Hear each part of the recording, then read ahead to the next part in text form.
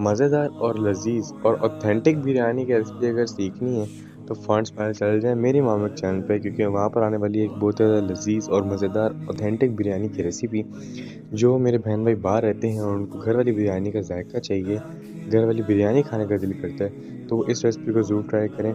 तो फिर उनको अपने घर की याद आ जाएगी, अपने घर वाला ज़ायका भी उनको इंशाअल्लाह ज़रूर मिलेगा।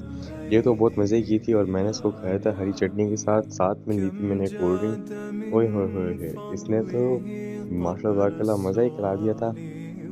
चटनी के साथ तो इसका टेस्ट दुबाला हो गया था। लेकिन आप लोग इसको ज़रूर ट्राई कीजिएगा, मामा के चैनल की रेसिपी पे जाके मामा ने वहाँ पर प्रॉपर रेसिपी डाली हुई है।